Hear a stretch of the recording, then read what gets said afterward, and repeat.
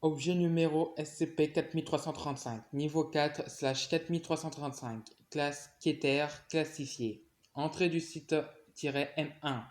Procédure de confinement spéciale. Les occupants du serveur sur lequel SCP-4335 est confiné ont été extraits et se sont venus administrer des anesthésiants. Le site M1 a été construit à l'emplacement où SCP-4335 a été localisé et se compose de plusieurs salles contenant du matériel indispensable au confinement de SCP-4335, de coffres contenant des livres détaillant les procédures de confinement relatives à SCP-4335, de plusieurs fermes à animaux pour les élever puis les tuer, permettant ainsi de récolter de la nourriture, d'une entrée vers une mine, de coffres contenant des livres dans lesquels sont inscrites des informations à destination de civils dans le cas où l'équipe de confinement de SCP-4335 est compromise et que ceux-ci réussissent à rejoindre le serveur de la zone de confinement de SCP-4335. Actuellement, la zone de confinement de SCP-4335 se compose de 3 cubes creux. Les dimensions pour ces cubes sont de 75 x 75 x 75 blocs pour le cube extérieur, de 55 x 55 x 55 blocs pour le cube intermédiaire et de 25 x 25 x 25 blocs pour le cube intérieur. Tout doit être construit de blocs de fer. Le cube extérieur est entièrement rempli d'eau et de plusieurs distributeurs capables de distribuer n'importe quelle quantité d'objets en un court laps de temps en tapissant l'intérieur. Le cube intermédiaire est pourvu de 4 fermes à monstres. Chaque ferme se compose de 2 niveaux, les niveaux supérieurs et inférieurs, tous deux de dimension 8 x 8 x 2 blocs. 25 blocs au-dessus de chaque ferme se trouve un faux compte. Afin de la maintenir en état de marche continuelle et de lui permettre de fonctionner indéfiniment. La luminosité du niveau supérieur est suffisamment basse pour permettre l'apparition de monstres et de l'eau est présente sur chaque bloc constituant les bords de la pièce. Un trou de 5 x 5 blocs a été créé dans le sol de la pièce, rendant impossible la chute de l'eau et des monstres dans le niveau inférieur.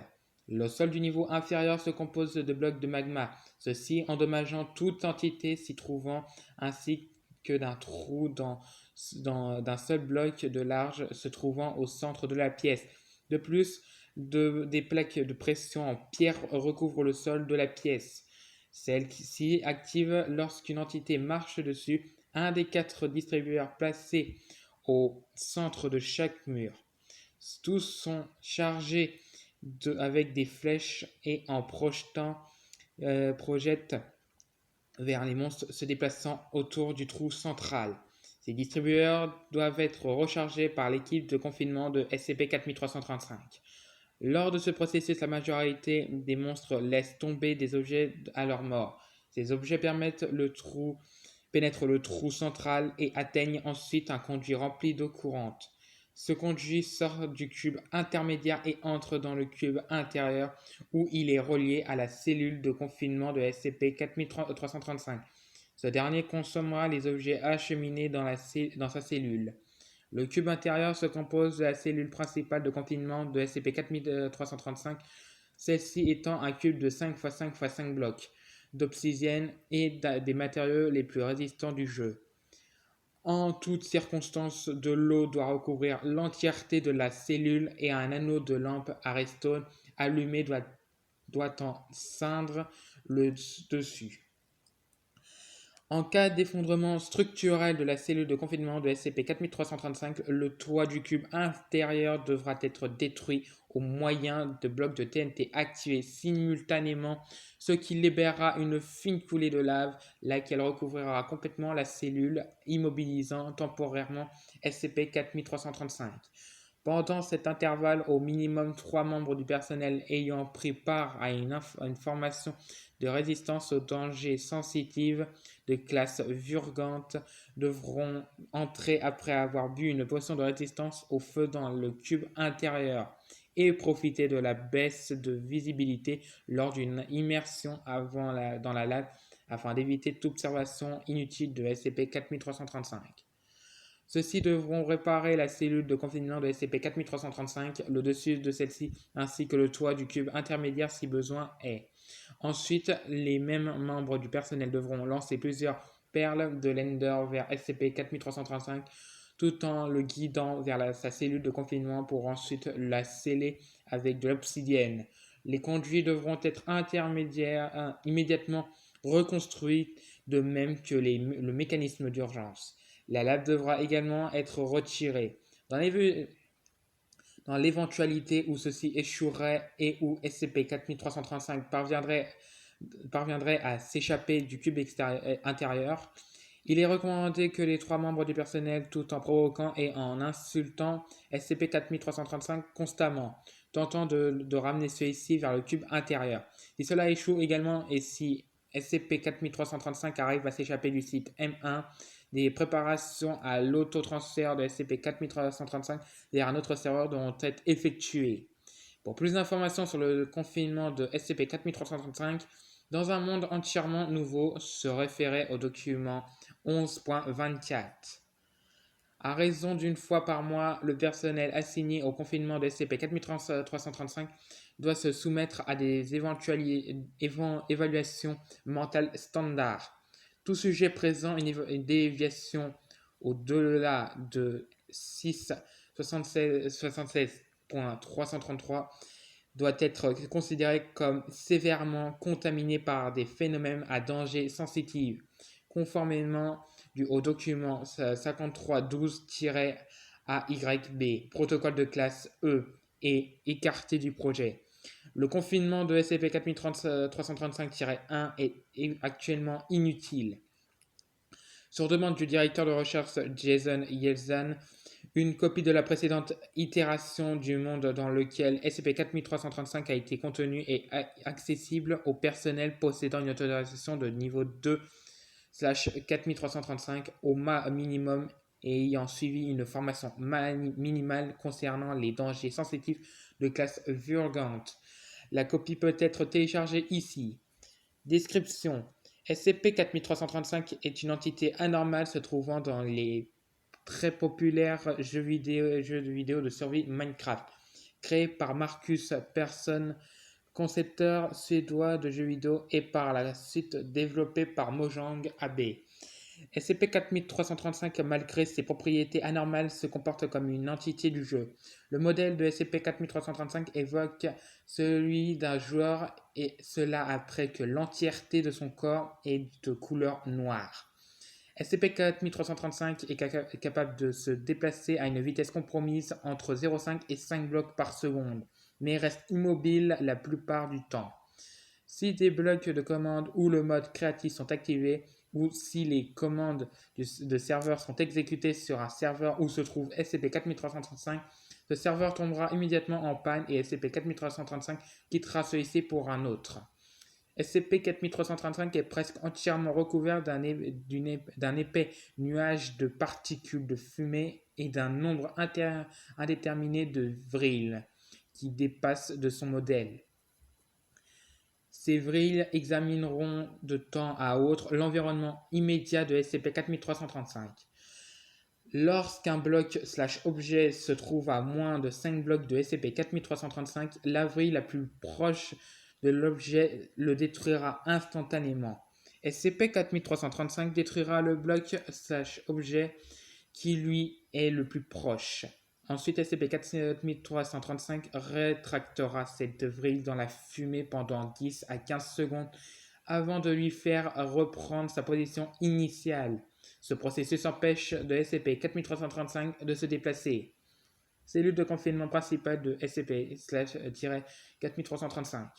Il a été découvert que SCP-4335 analyse et consomme les blocs/objets qu'il détruit.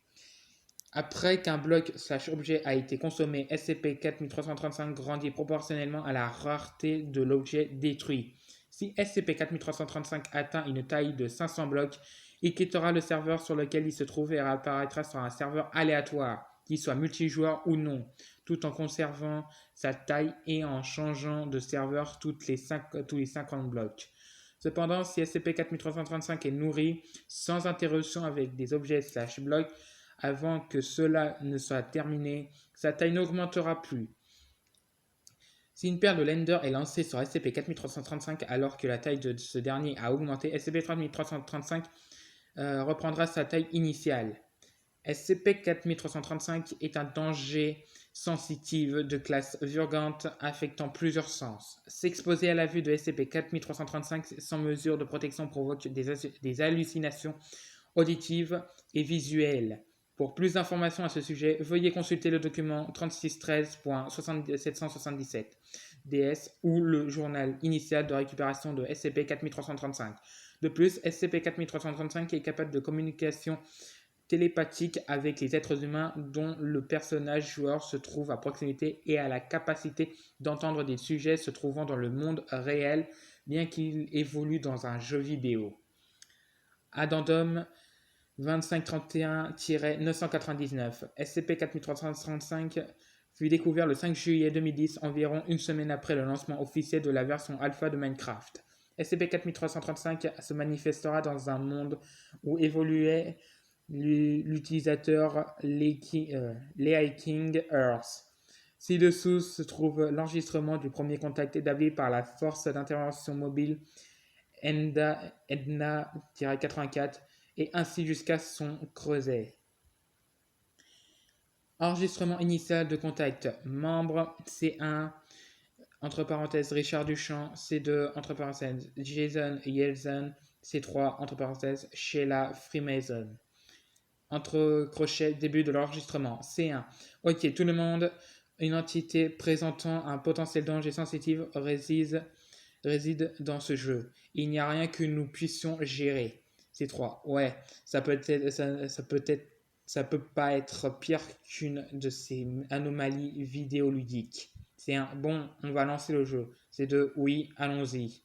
Chaque membre se connecte et utilise les outils pour le développement afin de rejoindre le serveur sur lequel SCP-4335 a été localisé sans avoir besoin d'un héberger un. C3, il déconne pas. C1, ouais. Garde les blagues pour plus tard, nous devons localiser l'entité au travail. L'équipe parcourt l'environnement immédiat à la recherche de traces de SCP-4335. Il découvre finalement une maison construite à proximité de l'océan. C3, je suppose que 3 petits points. C2, oui, ça doit être la maison du joueur. C1, indubitablement, oui. Parle-lui, il est toujours connecté. C2, essaye d'entrer en communication avec l'habitant du monde. Compte de salut Leaking Earth. Où es-tu? Plusieurs secondes s'écoulent. Leaking Earth. Putain, mais vous êtes qui vous? Comment vous êtes arrivé ici? C1. Trouve une excuse en disant que tu ne sais pas comment tu es venu ici. Compte 2. Eh bien, mes amis et moi avons essayé de rejoindre un serveur, mais nous avons remarqué que tu étais déjà dans celui-ci. Leaking Earth. Mais bordel, c'est d'un serveur solo. Compte 2. Oublie ça. Nous sommes à la recherche d'une créature ou quelque chose d'un genre qui doit avoir atterri ici. Leaking Earth. De quoi vous parlez? Compte 1. Nous avons eu vent de certaines rumeurs concernant une créature mythique qui aurait été implantée dans Minecraft suite à la nouvelle mise à jour. Tu l'as vu? Plusieurs secondes passent. Compte 1. Hello. Plusieurs secondes s'écoulent. C2. Il est parti. C1. On dirait bien. Une explosion bruyante provenant du jeu retentit à l'est de l'endroit où se trouve l'équipe. C1. Par là. L'équipe se déplace vers le lieu de l'explosion et ramasse plusieurs blocs de terre sur son chemin. C3. Rappelez-vous, évitez de la regarder. L'équipe parvient à l'orée d'un biome forestier d'où elle aperçoit un vaste cratère au loin. C2. À en juger par l'explosion, elle est dans le cratère. Établissez un périmètre de sécurité. L'équipe commence à construire une barrière de blocs de terre autour cratère et finit par combler l'entièreté du trou avec de la terre sans regarder dans celui-ci. C3, l'entité doit être en bas. C1, ce serait une bonne idée de nous installer et de collecter quelques ressources avant de tester l'entité et de réfléchir à comment nous allons le confiner définitivement. C2 et C3, ok. Données supprimées par cause de non-pertinence. Une petite édifice en bois a été rédigé près du site et doté de plusieurs coffres contenant du minerai de fer, de la pierre et plusieurs outils en bois. Ont aussi été placés un fourneau où cuit de la viande de bœuf et une fenêtre donnant sur le lieu d'impact. Je vais aller jeter un rapide coup d'œil à l'entité pour voir si elle se trouve toujours en bas. C2, oui, va. Attends, Richard. Trois petits points. Avant que C2 n'ait pu en dire davantage, C1 détruit un bloc et regarde dans la fosse. Celui-ci est d'abord stupéfait. C1, ah, je vois, je dois. C2, merde, il est parti, aide-moi. C2 et C3 attaquent C1 afin d'essayer de se déplacer vers un autre endroit, mais C1 s'obstine à vouloir rester près du trou. C1, pourquoi les gars? C2, dégage de là, tu hallucines, c'est un danger sensitif. C1, qu'est-ce que... C1 parvient à se dégager du trou, celui-ci confus regarde son clavier. C3, ok, si on te met en quarantaine, tu seras mis. C1, les gars, c'est quoi ce bordel? J'appuie sur des touches, mais je suis toujours collé près du trou en train de le fixer.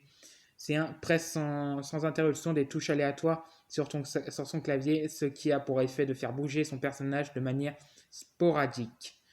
C2 débranche l'ordinateur de C1. C3, c'est un problème technique. Il bougeait normalement pour ma part. C1, non, le jeu fonctionne toujours bel et bien. Putain de bordel de merde. C1, continue de presser les touches.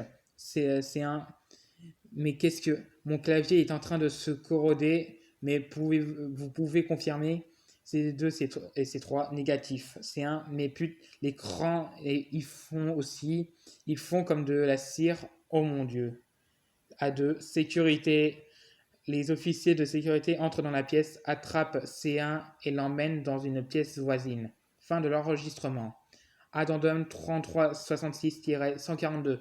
Après la mise en quarantaine de C1, Jason Yeltsin fut nommé directeur de recherche pour le confinement de SCP-4335.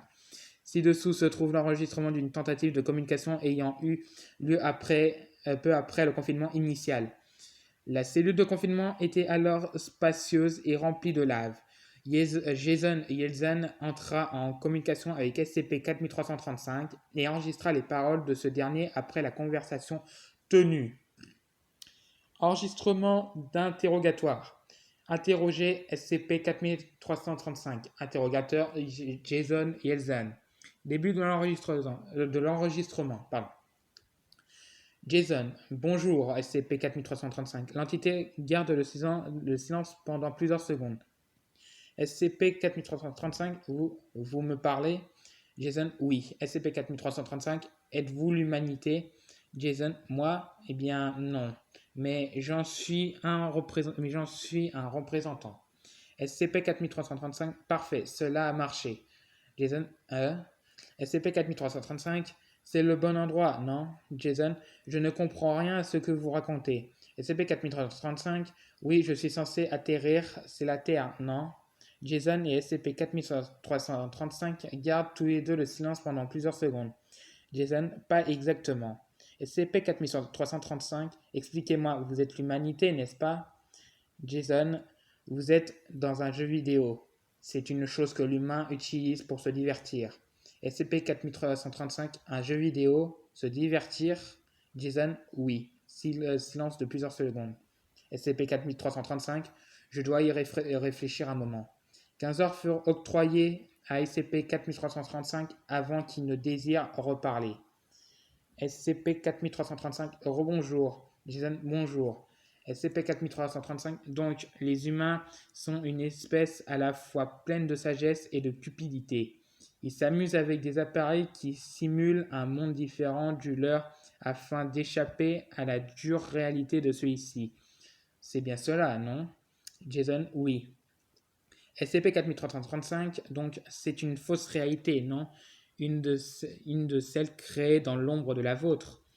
Jason, eh bien, SCP-4335, c'est donc ainsi. Ce monde fournit cependant assez de ressources. Je vais venir dans votre monde et y reprendre mes activités. Jason, quel est votre objectif? SCP-4335, je m'y engage. Fin de l'enregistrement. Image la plus nette de SCP-4335, photographie prise le 24 août 2016. Addendum 1810-689. Plusieurs mois après la conception de procédure de confinement officielle relative à SCP-4335, le 27 novembre 2010, SCP-4335 parvint à s'extraire de la cellule de confinement où il était confiné, tout en signalant ce fait aux membres du personnel assigné à son confinement en disant « Alors comme ça, ma prison s'est écroulée » avant de détruire la zone environnante et ensuite de se déplacer sur un autre serveur. Après approximativement 2 heures de calcul de métadonnées, le serveur où se trouvait SCP-4335 fut localisé et la FIM ENDNA-84 envoyée afin de reconfiner l'entité anormale. Toute l'équipe de confinement de SCP-4335 quitta le serveur et essaya de se connecter sur celui coupé par SCP-4335.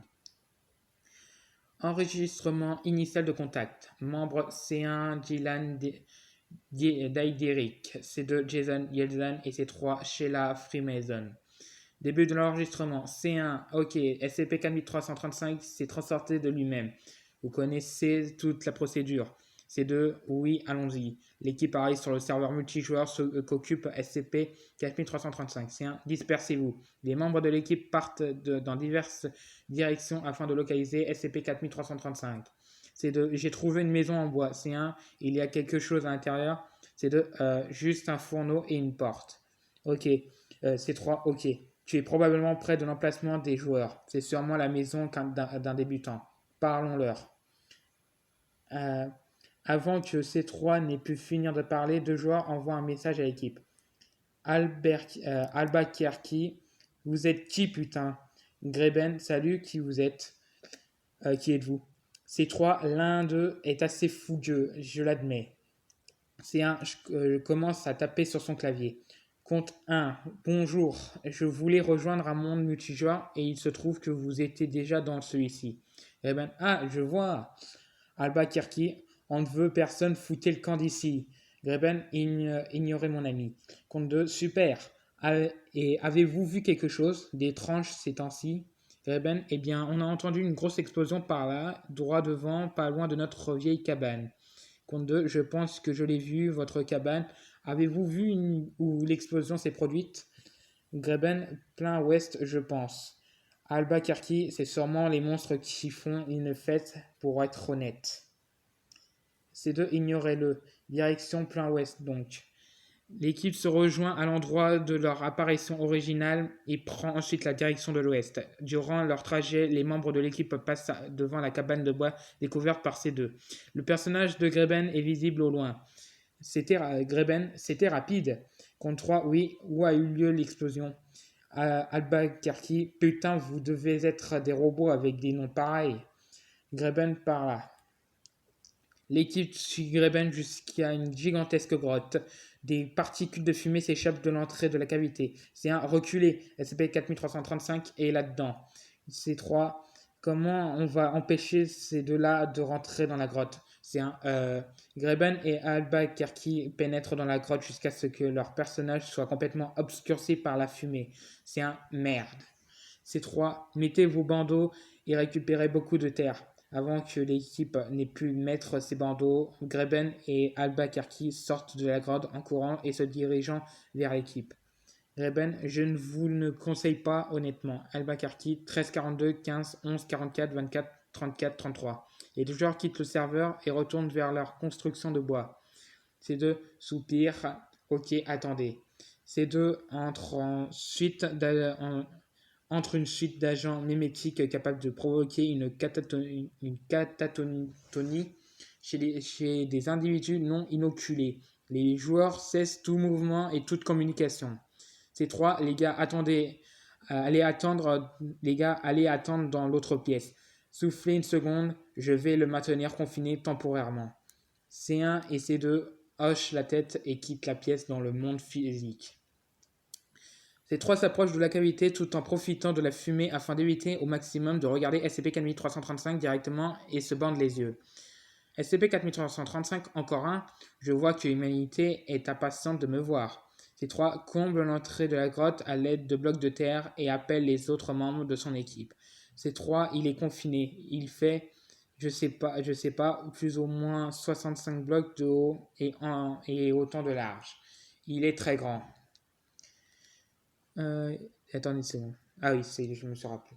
C1 et C2 pénètrent à nouveau dans la pièce. C1, t'as fait du bon boulot. C2, qu'est-ce qu'on fait des autres joueurs? C1, comme on fait d'habitude, les rendre anesthésiques et les dégager du serveur. C2, ok d'accord.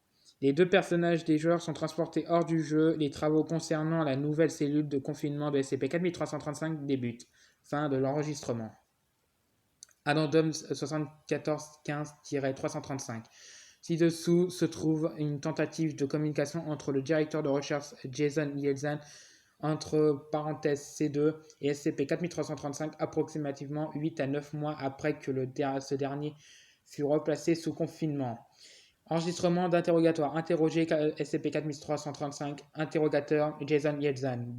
Entre crochets, début de l'enregistrement. Jason, bonjour. SCP-4335, rebonjour. Je suis vraiment impressionné par votre ténacité.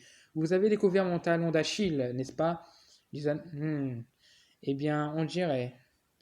SCP-4335, je suppose que vous voulez connaître des choses à propos de moi. Je vais donc vous récompenser avec l'histoire de mon origine. Jason, oui, nous apprécierons grandement.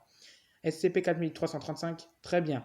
Je n'ai pas de nom et je n'ai pas eu de naissance. Je m'excuse, ce n'est pas le bon mot. Je n'ai pas de nom et je n'ai pas de créateur. Savez-vous ce qu'est la création, Jason? Jason, c'est quand un être doté de sagesse amène quelque chose dans ce monde et que cette chose est construite avec d'autres éléments de ce monde. SCP-4335, oui, c'est cela. Aucun être doté de sagesse ne m'a fonctionné. Je suis apparu en dehors de cet univers, dans un univers de quarks flottants et de photons.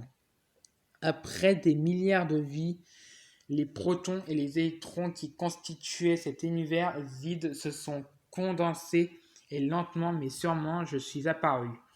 Mais j'étais un bloc graisseux de matière dans un monde immatériel. Cela a du sens, n'est-ce pas, Jason? Oui, continuez si vous voulez bien. SCP-4335, l'univers dans lequel je suis apparu ressemblait au vôtre. J'étais comme un enfant qui contemple une boule de neige. Je ne peux pas voir comme une humanité. J'ai vu un champ de verre entouré par une mer de noir. J'ai pu apercevoir la création. Il y avait des lacs de création près de la masse principale, mais en votre univers, j'ai vu une utopie de la création. J'étais intéressé, je me suis arraché de mon plan d'existence et j'ai sauté le pas. SCP-4335 se tait pendant plusieurs secondes. SCP-4335, je dois avoir raté le monde de la création pour une raison ou une autre et j'ai fini dans ce jeu. Mais c'est juste un contretemps, n'est-ce pas? Jason, je suppose. Que feriez de notre univers si vous y parvenez? SCP-4335, je déteste mentir, donc je vais vous le dire tout de suite. J'aimerais le vider de tous ses jouets et de toutes les forces qui le contrôlent. J'aimerais détruire la lumière, détruire la Terre et l'humanité. Cela me rappelle, moi, une masse graisseuse d'intelligence et d'ordre. Ça me rend malade et bien des égards, d'une manière que je ne comprends même pas. J'espère que vous me comprenez. Jason, je vois. SCP-4335-A, je vois qu'on est bientôt le 9 septembre. Jason, hein?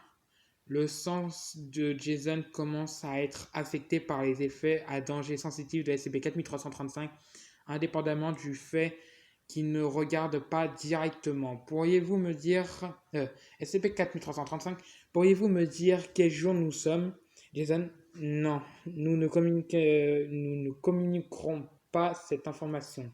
SCP-4335, faites comme bon vous semble. Je verrai bien par moi-même. 30 secondes, c'est cool. Jason, SCP-4335, 15 secondes avant minuit. Quelle coïncidence. Jason voit que son écran d'ordinateur commence à se dégrader. Jason, mais qu'est-ce que... Une vrille s'étend rapidement à travers la fumée et manque de frapper le personnage de Jason. Ce dernier commence à hyperventiler. Jason, qu'est-ce que vous... Plusieurs entités noires, minces et extrêmement grandes apparaissent soudainement à proximité du personnage de Jason. SCP-4335, sortez-moi de cette prison, mes petits, et dépêchez-vous de commencer le cycle suivant. Jason parvient à repousser les créatures qui l'attaquent avant qu'elles ne dérobent des blocs et ne compromettent le confinement de SCP-4335. Jason quitte rapidement la zone, se déconnecte du jeu et se place lui-même en quarantaine. Fin de l'enregistrement. Peu après l'incident, nombre de joueurs rapportèrent la présence d'entités de minces et noires capables de voler des blocs. Le conseil O5 prit contact avec Mojang Abe, les développeurs actuels de Minecraft. Le conseil décida d'introduire intentionnellement dans le jeu les instances de SCP-4335-1 en tant que nouveaux monstres non anormaux lors de la mise à jour suivante. Les informations complémentaires concernant les interactions entre Mojang Abe et la fondation non classifiée entre parenthèses niveau 5. Note de chercheur. Je vais exposer mon hypothèse ici pour plus de visibilité avec la permission du directeur de recherche Yelzan. Sur la base des entretiens réalisés, nous pouvons supposer les origines générales de SCP-4335. Nous ne pouvons affirmer avec certitude qu'il ne ment pas, mais dans le cadre de notre mission, nous supposerons que oui, tout en portant un regard prudent sur les informations qu'il nous communique. Il déclare vivre dans une dimension supérieure à la nôtre et se compare à un enfant qui observe une boule à neige. Il serait né dans un monde constitué de rien et serait vu sur Terre dans le but de se nourrir de notre création. Il décrit la création comme étant des choses avec une énergie verte, faute d'avoir trouvé un terme plus précis. Il croit qu'il a été piégé sciemment afin d'entraver son progrès. Cependant, j'ai une théorie. Je crois que la génération procédurale n'est pas de la création à proprement parler selon cette entité puisqu'elle n'est pas spécifiquement effectuée par un être doté de sagesse. À la place, la génération procédurale est un ensemble de règles destinées à un ordinateur qui, à l'heure actuelle, ne possède pas cette sagesse. Pourquoi SCP-4335 a-t-il donc atterri dans Minecraft ? Eh bien, je continue de penser que c'est ensemble des règles implémentées pour créer les mondes de Minecraft est une forme de création et que chaque bloc de chaque monde est une création humaine. Mais c'est un grain de sable par rapport au gratte-ciel et aux autres bâtiments que l'homme a construits, n'est-ce pas ? Eh bien, Minecraft est le jeu le plus populaire de tous les temps et était d'une part extrêmement populaire et d'autre part unique de son genre lorsqu'il a été rendu public. Et les gens ont utilisé les mondes créés par génération procédurale et ont été créés des millions de choses. Chaque petite maison de bois, chaque fontaine, chaque cratère et chaque château. Donc cela nous amène à cette question. Où sommes-nous sur cette échelle ? Pourquoi l'entité ne pouvait pas avoir notre univers ? Était-il caché ? Avons-nous juste eu un coup de chance ? Eh bien, je crois que Dieu existe, mais d'une autre manière et pas sous la forme à laquelle nous pensons. Minecraft n'est pas seulement plein de créations, notre univers est aussi dépourvu. Chercheur et concepteur créatif en chef Jens Bergenstern. Voilà, c'est la fin. Merci d'avoir vu. Désolé pour les petits problèmes que j'ai eu à essayer de parler.